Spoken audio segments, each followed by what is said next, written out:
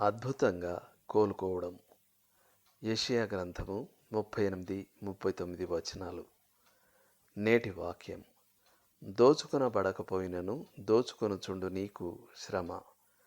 నిన్నెవరు వంచింపకపోయినను వంచించుచుండు నీకు శ్రమ. నీవు దోచుకొనుట మానిన తర్వాత నీవు దోచుకొనబడదవు. నీవు వంచించుట ముగించిన తర్వాత జనులు నిన్ను వంచెదరు. యెషయా 33:1.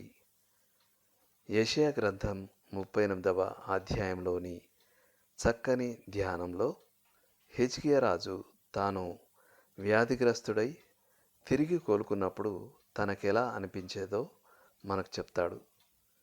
దేవుడు అతనికి జీవితం పట్ల ఓ క్రొత్త ప్రశంసా భావాన్ని ఇచ్చాడు. 9-12 వరకు గల వచనాలు. అతనికి ప్రార్థన పట్ల కూడా ఓ క్రొత్త ప్రశంసా భావాన్ని ఇచ్చాడు. 13-14 వచనాలు. ఆ ప్రార్థనే గనక లేకపోయి ఉంటే హిజ్కియా మళ్ళీ కోలుకునేవాడు కాడు.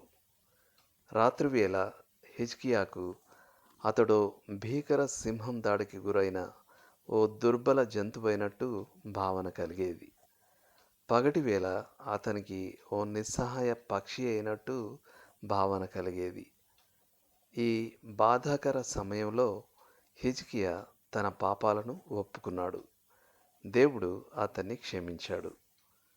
చివరికి రాజు తనకు లభించిన సేవావకాశాలను బట్టి దేవుని స్తుతించాడు. 15-20 వరకు గల వచనాలు.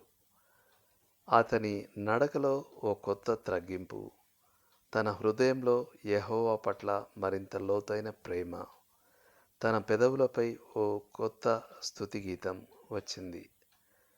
అతడు తన బ్రతుకు దినములన్నీ దేవుని స్తుతించడానికి ఓ క్రొత్త నిర్ణయం చేసుకున్నాడు.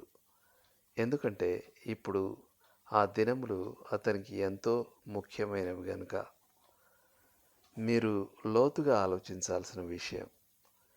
మరోసారి మీరు ఆశ లేని అదే అంతిమం అనిపించే పరిస్థితిని ఎదుర్కొన్నప్పుడు ఈ కథ నుండి మీరేం జ్ఞాపకం చేసుకోవచ్చు?